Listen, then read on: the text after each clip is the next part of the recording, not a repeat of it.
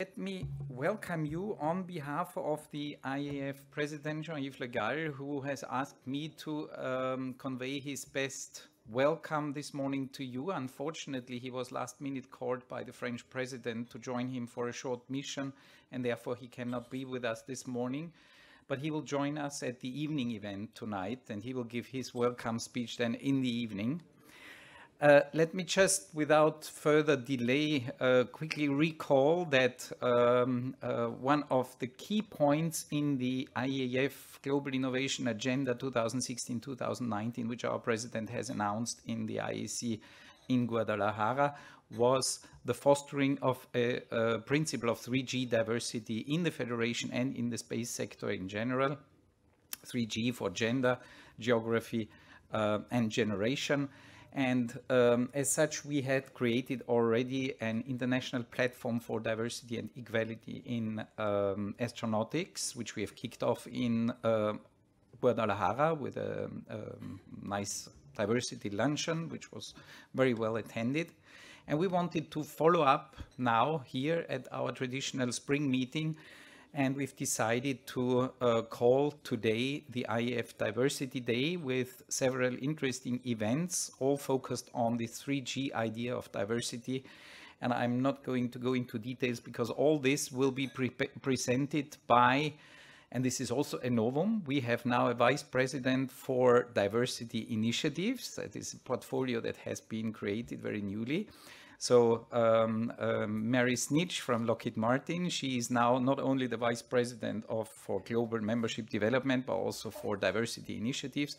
And I would like to ask her to come on stage here and give you a short introduction on how this day today will be run. Mary, please.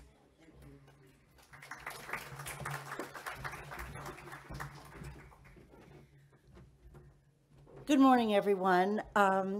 I want to welcome you all today to our first Diversity Day for the IAF.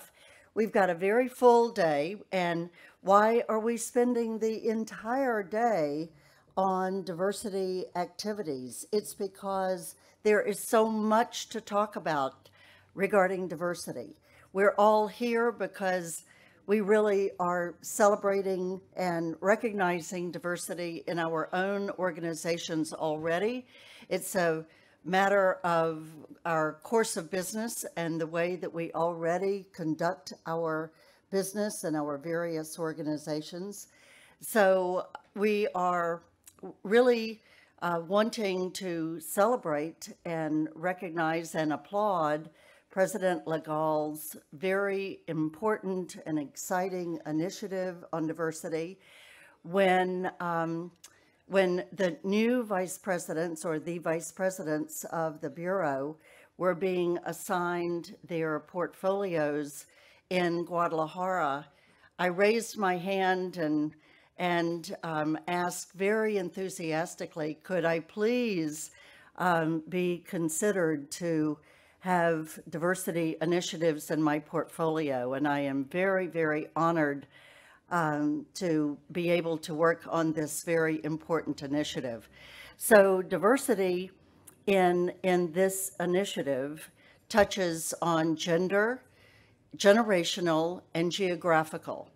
If you talk to Lockheed Martin's Vice President for Technology and Innovation, Dr. Robbie Samantha Roy, who happens to chair the Industry Relations Committee, he actually talks about 4G diversity and adds genre diversity, which is, are you new space? Are you traditional space? Are you a small company, a large organization, a small organization, not just companies, but government and academia? And so maybe we can convince President Le Gall that it's possibly 4G and not just 3G. But for now and today, it is 3G diversity.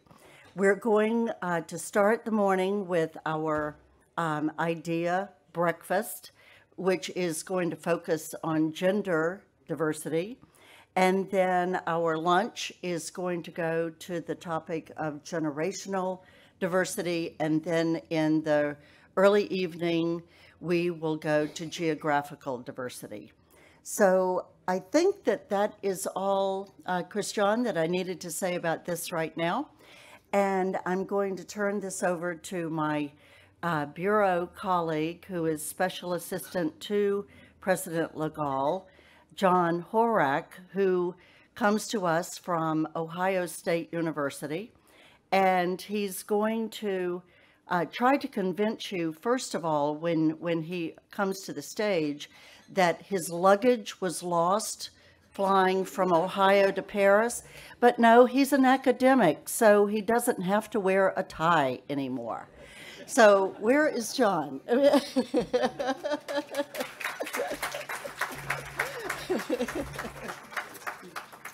you. So Mary's right. We have to thank our sponsors, and my wardrobe today is courtesy of Air France. So we'd like to thank them. I will add a fifth G, which is garment. And so I was really worried a little bit when my luggage didn't show up. But then I thought, no, wait a minute. What are we really doing today? Why are we here? And what we're here to do is to challenge each of ourselves individually. So I'm not here to help you work on your diversity. I'm not here to help your organization see things differently. This is really about us. It's about each of us individually. It's about me as a person, how I go about my daily life, and how do I see beyond the impressions that are in front of me, whether it's the color of your skin, whether it's the suit you have on, whether it's how you wear your hair, whether you're a man or a woman.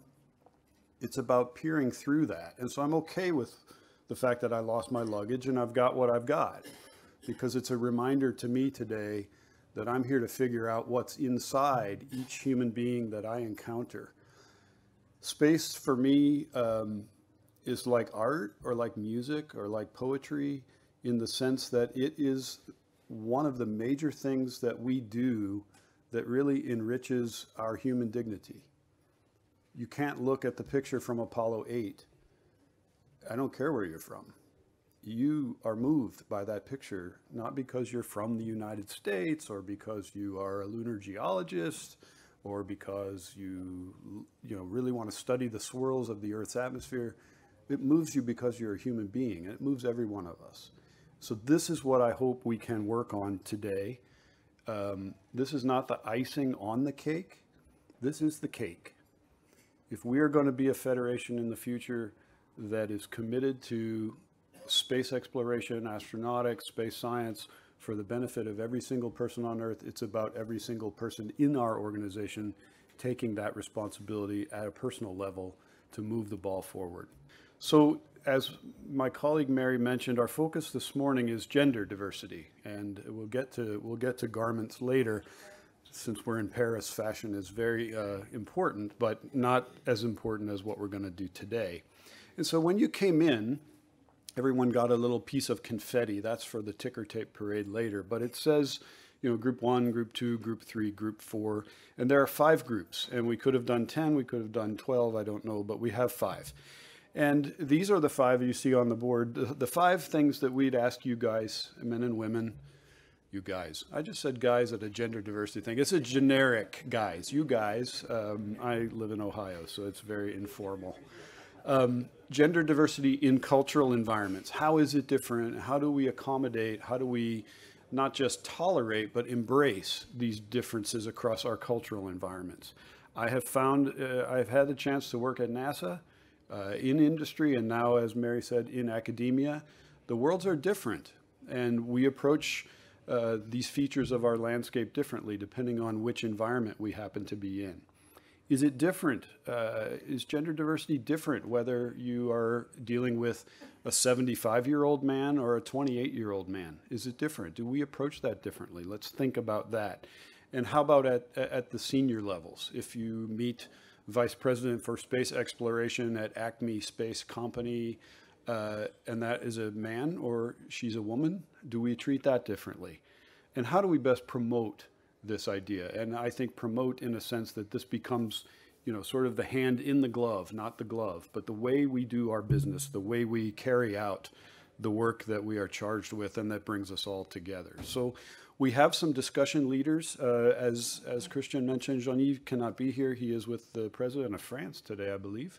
So good for him. I will just briefly introduce Jan Werner at the table here. We'll work group 2. Chris Welch from the International Space University back here. Mary Snitch, whom you had a chance to hear and a pleasure to hear from. Is Clay Mowry here this morning? Not yet. Okay, in 10 minutes. Okay, we will have a drum roll. Dr. Pascal Ehrenfreund, the head of the Deutsche Zentrum für Luft- und Raumfahrt, is here. Simonetta Di Pippo from UN Office of Outer Space Affairs. Akiko Suzuki from JAXA. Okay. Oh, there we go. Yes, good morning. Hi. Rosa Maria Ramirez de Arellano from Mexican Space Agency. Hi, Rosa. Good morning. I didn't see you back there. Dapeng Wang from China Head Aerospace Technology Company. Very good. Welcome. And Elena Grifoni from ESA, the head of the DG cabinet. Good to see you all this morning. Thank you for taking time out of your day to provide some leadership for what we're doing here. And if I knock these microphones off, it'll be okay. So here are your assignments. As I noted before, 5 groups. Each one of you have the opportunity to spend about 30 minutes working through these. And there is a homework assignment. Mary said, I'm an academic, so I can assign you a homework problem. We're going to have a roundtable discussion from about 8:30 to 9. So about a half an hour focusing on each question which is aligned with the group that you happen to be in. And that question is also, I believe, written on the card at your table. So we'll go around for about a half an hour, spend some serious time thinking, writing.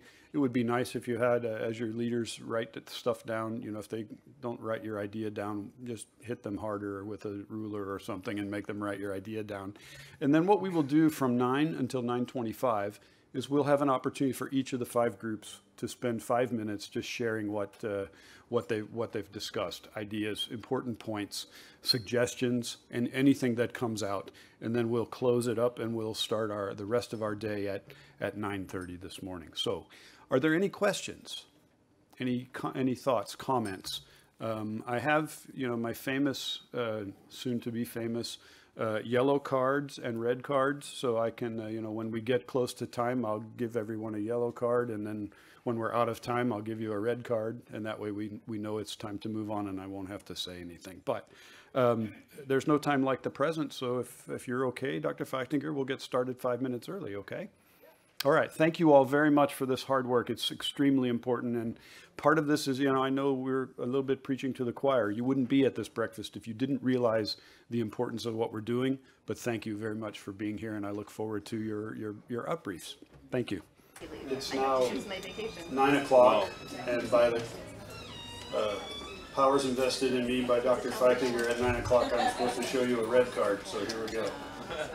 What we'd like to do, first of all, thank you for the seriousness and the engagement. It's been really great to kind of walk through the room and see how hard people are working in the conversation and the dialogue from the back to the front. So what we'd like to do now is, in the order of each group, group 1, group 2, group 3, group 4, group 5, have you spend 5 minutes sharing a summary of your discussions and most important points. And actually, I'm going to need, because that's got the green, yellow, red on it too. So Sylvia will bring me around a microphone. Let's please use the microphone so that everyone can hear you, and also so that we get your audio onto the documentation that we're making with the video camera. So from group 1, who will talk? Pascal Ehrenfreund. Thank you. So we will both talk.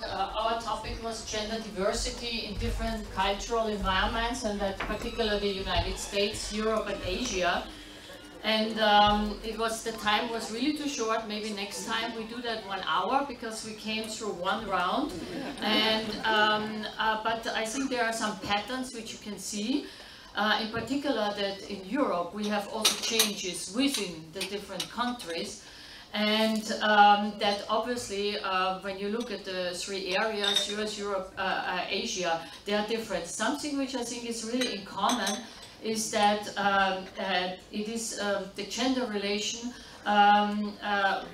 relates mostly to disciplines. That in all countries, and that is US, Europe, Asia, it is the problem with women in engineering And this is something which I think we all know, but we really have to work on.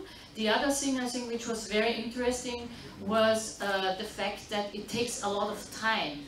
We have the space generation sitting here on the table, where we really have an equality between men and women in all the meetings, in all the leadership positions, and particularly they are mostly female in the last 4 generations of leadership.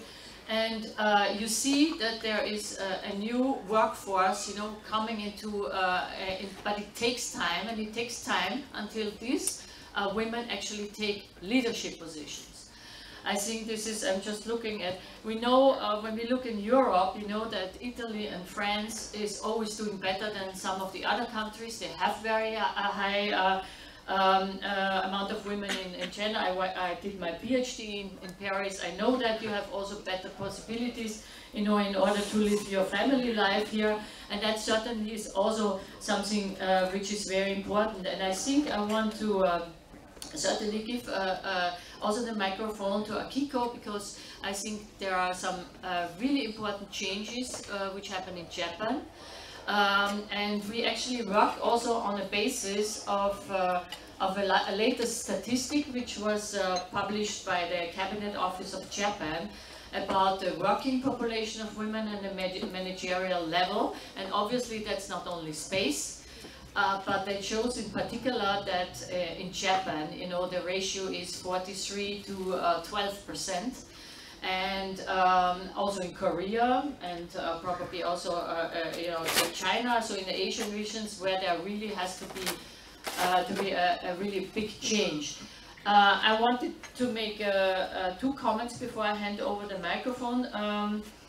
I think, you know, you need much more time to discuss that, and I think it is a very nice and lively discussion. Maybe for the next time we have a bit more time. And also that there was one that we did not discuss, the unconscious bias in the brain. And I'm sorry, John, I realized that when you came here and you introduced the tables, these were all your male colleagues before you came to the females. Yeah.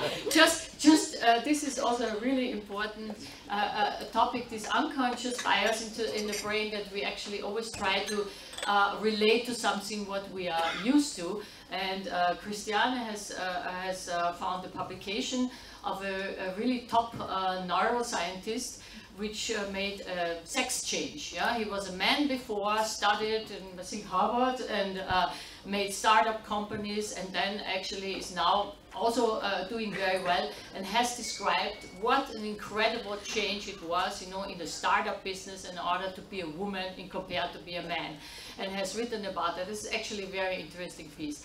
And I want to thank all the people on my table, and I give it to Akiko because she really says that things are changing in Japan, and that's very interesting. Okay, so I show the statistics of the international comparison of women's share in the workplace. So Japan, yes, unfortunately lag behind the other countries, but there are several reasons behind. One of them is the social system in Japan, and the Japanese social system is designed for the men work outside for 24 hours, and the women should stay and support them. So, but now the change and the social system is now changing. It's a very major agenda for Japanese government. So, but another aspect is the people's spirit or values of the family ethics. So, being modest is our virtue, value. It's Japanese people respect each other, and so the women put the man in the highest position, highest regard. This is not a discrimination. It's a kind of culture things. So I think it's through the cultural diversity enhance the innovation. So we should embrace both the traditional value and the modern professional women's lifestyle.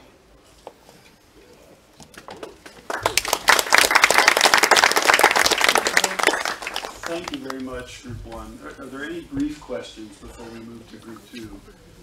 Professor Ehrenfreund, you are absolutely right. We all bring our own internal biases to the situation. That's very important to point out. And if I save the women for last, that's my bias, to save the best for last. I'll work against that. But you are very right to point that out. And for me, that's very important that we each look at what we can do. How do we overcome our own internal biases?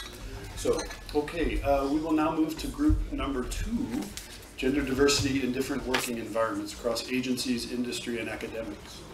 Yes, thank you very much. So at this table, as you heard, we were discussing about gender diversity in different working environments, agency, industry, and academia.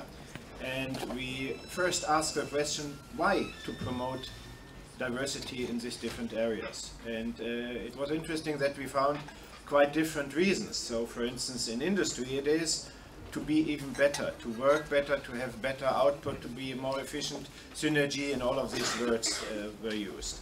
In academia, it is about the responsibility especially to have, of course, also internally in the research project similar to industry, but especially in the educational scheme, it is to give also some output for the society as a responsibility for the society.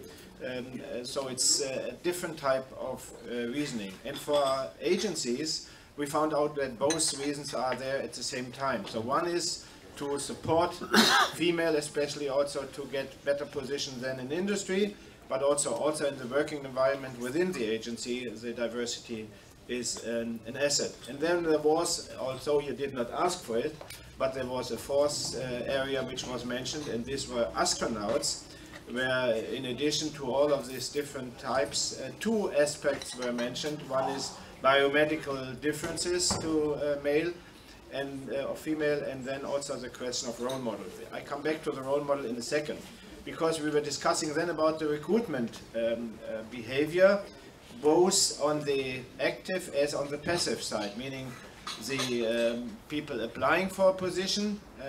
It's clear from many investigations that female and male behave quite differently. So female only apply for a position if they are, let's say, 90% sure that they can fit into this position, while a male are saying, okay, it looks good, getting some money, I can do it. I'm a little bit exaggerating, but it's not that far.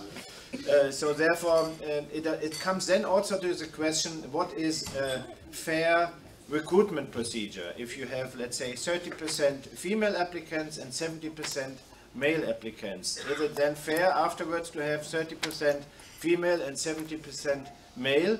Or is, because of this special recruitment behavior, that you can say even 40-60 would be a fair, equal opportunity selection? So this was also part of our discussion. So just to go to 50-50 as a quota, this was discussed over here not as a golden or the magic formula to get the success. However, it was said that sometimes we need more than just equal opportunity in order to produce role models, because role models in any case, these are very good. So if it's a female astronaut, if it's a female CEO, if it's a female line manager or whatever, it will have some influence also on girls to be really open for a career and not to be too hesitant to go into some responsible position. I hope I look around the table that I did it more or less what you said. I see some yes, so. Okay, that's it. Thank you very much. Any questions or comments for group 2? I know when I wanted my mom to do something for me when I was a boy, she would say, give me one good reason why I should do that. Well, you've given us at least 3 good reasons across agency, industry, and academia, and I think that's anytime you have 3 good reasons, that's quite important. So the third group, conclusions from gender diversity, a generational issue. Mary Snitch and Chris Welch were both leading that organization's conversation. So I'll turn the slide to green and you guys can go. Okay, thank you, John.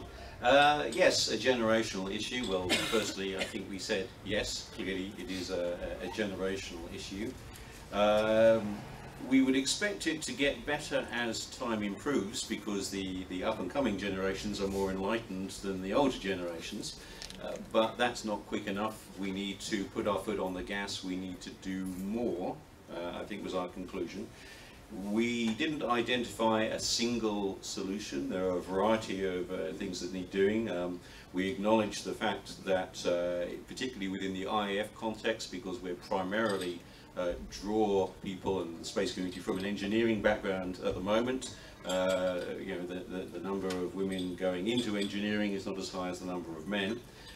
So we need to address this at a multi-generational level, not just currently in organizations where we could make things more human-friendly, where we could have appropriate institutional policies, where we could maybe have campaigns to enhance awareness of gender issues, but also we need to go all the way back to the bottom of education, where we have people in primary school, where people's views of what they can do in their future will be set. And so we need role models, which have been mentioned there.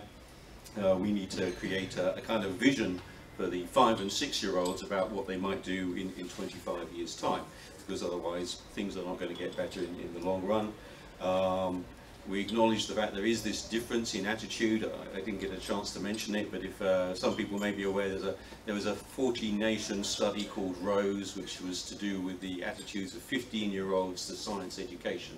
It was conducted last decade, and I would commend that to people who are interested in why people go in particular directions. That's my very brief summary, but if any other people around the table want to say something. No? Okay, well, I think I'm done in under 5 minutes then. So. All right, good. Thank you very much.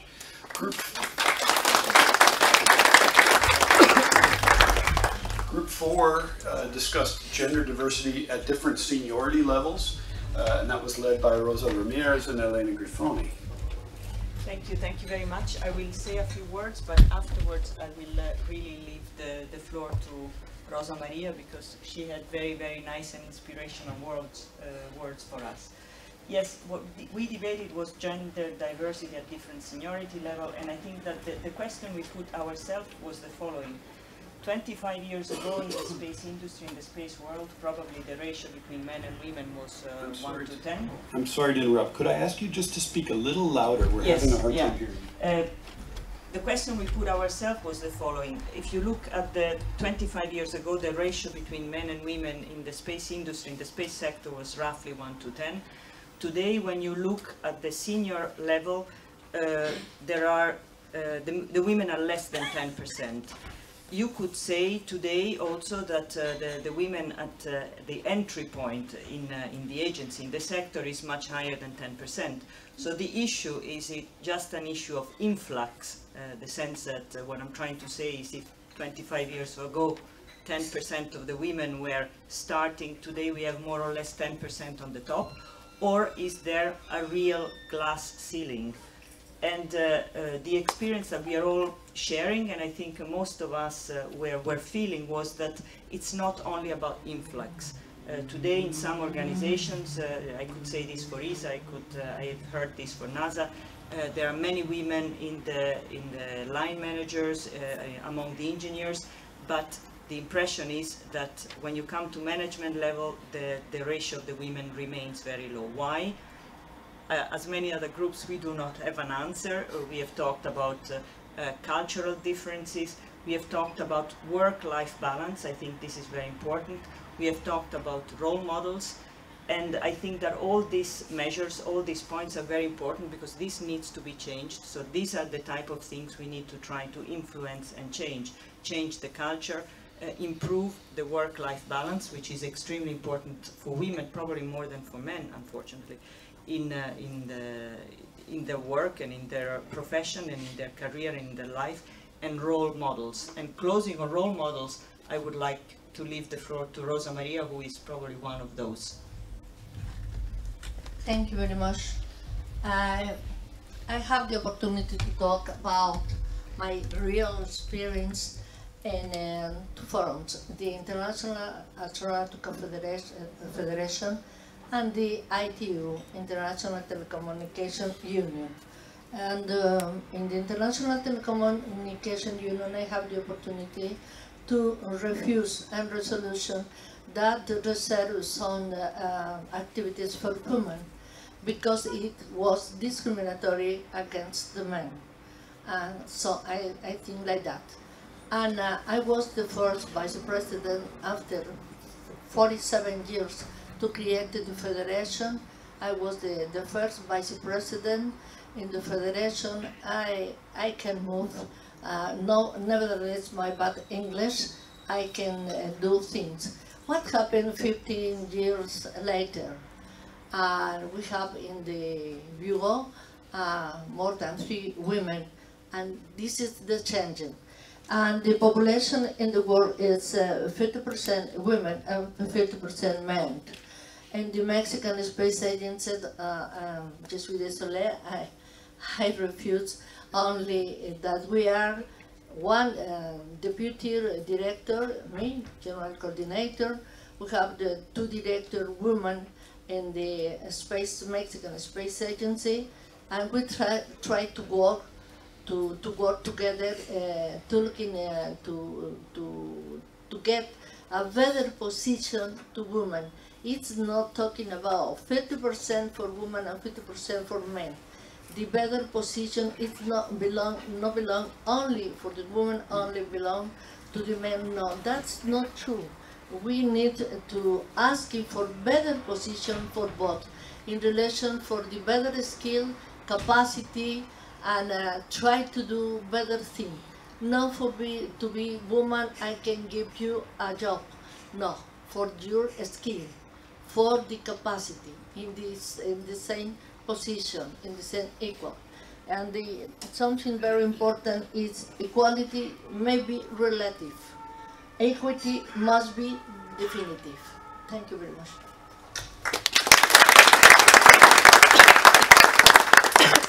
Thank you, Elena and Rosa Maria. Any brief questions for Group 4 before we move on to Group 5? All right, thank you again for your contributions.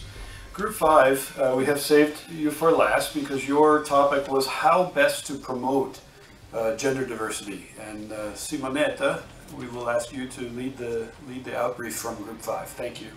Yeah, thank you. So first of all, let me say that we had a very good discussion. And I do agree with other group leaders that next time we need more, let's say at least 1 hour to debate. And I would like to take the occasion to thank my group participants for their patience, I have to say, and also engagement in the discussion. So we structured the discussion on 6 questions, and if you allow me, I'll read the questions and the very short answer we agreed upon. So the first question was, what can we already in the space sector bring to the overall table of gender equality? And the answer is that we need mentorship and we need support in building up and maintain a good career path for women. But we also discussed the fact that this should be done for everyone and not only women.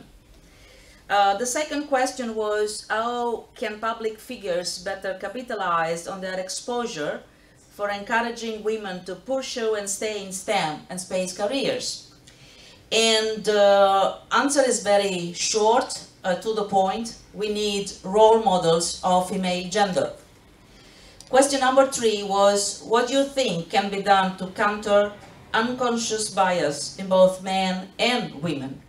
And the answer is, very straight to the point, each of us, we need to ask ourselves which kind of behavior we have. Number 4, so which means we have to start thinking about, each of us, on what we could do in order to change our potentially unconscious bias. Number 4, in countries, especially developing countries, that are just beginning to be or are on the verge of being spacefaring nations, what can be done to ensure more gender balance from the outset?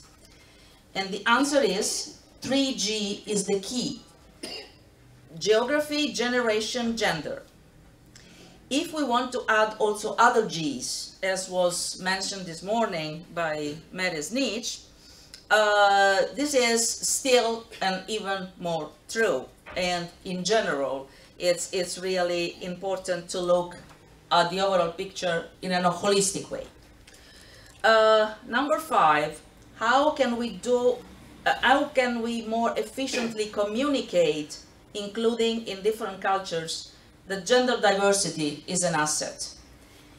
And the answer is keywords for communication. Space activities nurture innovation in various forms.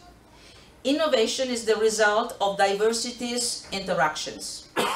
Diversity in the aerospace sector and the society in general is therefore a key to success. And number 6, how can we advocate for a change at the higher level? And the answer is leading by example and making clear the economic and social advantage of it. Thank you.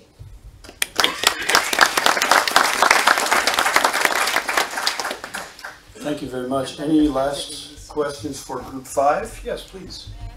Please speak loudly so we can hear you. I'm sorry.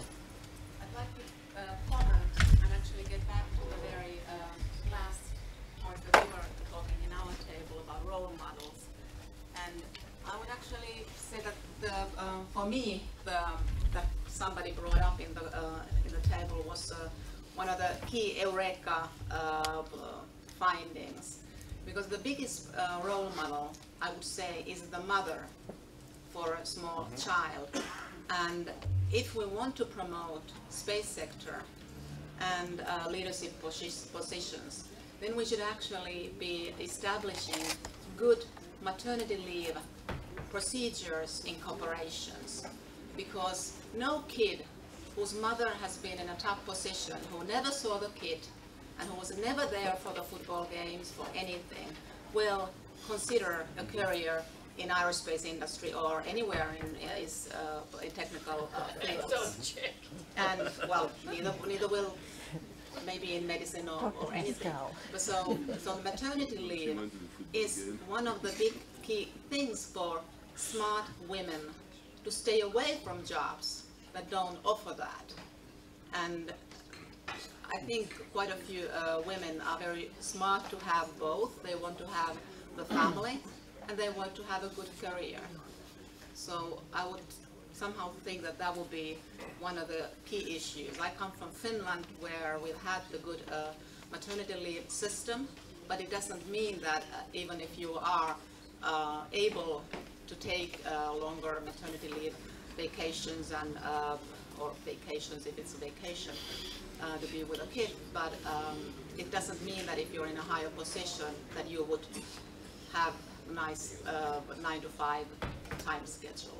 So that's my point. Maternity leave. The maternity problem, that is not a problem, it's a joy. I am a mother, I become mother, I was already very old. Notwithstanding that, we can work and be at the same level. One man can have a healthy problem. Maternity is not a healthy problem, is a trust.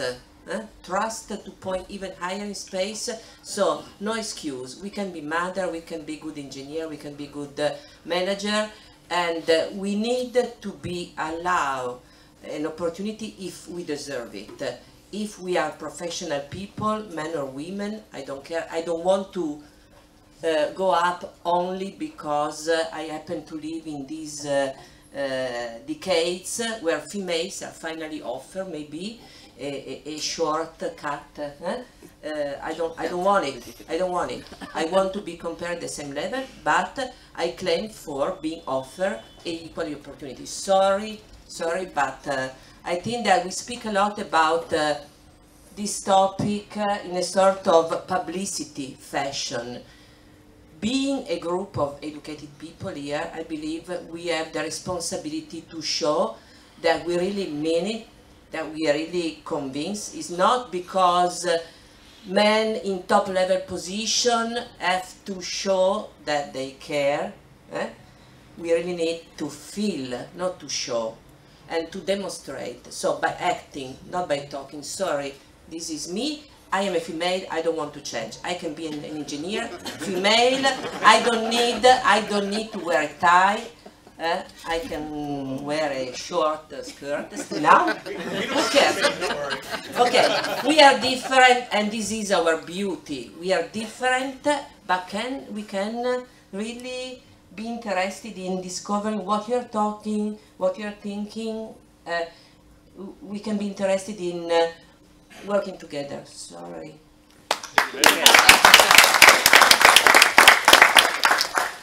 Maria, thank you. We have just a few minutes left, 2 or 3 minutes. Dr. Feichinger asked me if I would kind of wrap it up. So I thought I would share some of my own internal biases, things that I work, that I have to keep in mind. I put this on one slide. I think I showed this earlier, but I want to talk a little bit about it because my eye is always drawn to the right side and not the left side. It's a designed environment. I'm a scientist and I teach engineering, so I move towards that. It's very regular. I can see the pattern, but it's an environment which is different than the left side. The left side is a picture from the rainforest in Panama, and the right side is a cornfield in the middle of the United States. The right side is very susceptible. It's a very susceptible environment. Storms, pests, drought. It's really labor intensive. It is exclusive. I pull out all the weeds. I only want one kind of thing. It's very high maintenance. It's consumptive. You can see the things that, it's a lot of wasted space. And on the left side, it's a resilient environment. It's a home. It's natural. It's energy efficient. It's low maintenance. It's symbiotic. It's collaborative. We get not only food, but medicine and oxygen. I have to remind myself that sometimes the conversation about when we become truly diverse, it's a little messy. It's a little bit different. It's not as designed, but it's important, and I have to continually move myself from the right to the left. Robbie Samantha Roy, I was listening back to your comment about the fact that the 3 Gs maybe aren't necessarily all independent, and that we need to figure out how to blend these together. Now, I don't know how to put 5 dimensions on a 2-dimensional slide. And even the Who, maybe they could have used a little Stevie Nicks from now and again, but it's generation, my generation, gender, geography. We have to figure out how to blend all of this into a coherent picture and not just go, okay, well, we have the gender row done, and we have the generational row done, and we have the geography row done. It's about blending those 3 together, and I have to work at that. And then as a scientist, I have a mental picture of where do I need to be on the periodic table? Because if I am truly open to new ideas and new diversity, I have to work on my outer electrons. How do I have the right valence? How do I bind to things that aren't like me? How do I put a molecule together among perhaps the different space agencies of the world that creates a whole? And if I'm all the way on the right side of the periodic table, all of my shells are filled. I can't be that way. I have to have some valence. Otherwise, I'm good for, putting me in a balloon at a birthday party or pressurizing a valve in a rocket engine, but that's about it. And if I'm over on the left side, I'm too reactive. I have lots of energy, but I can't really get anything done. Have you ever thrown raw sodium into water? You see what happens, right? So we want to be strategic, and I have to think about myself, how do I be carbon? How do I have 4 bonds? How do I reach out to different groups and bond to things that aren't like myself so that I can create a better molecule? And the bottom line is that's just work. And that's what I hope we have been here to do this morning and what we will continue to do at lunch. So thank you for your time. This is not the end. This is the beginning. So let's get started. Thank you very much.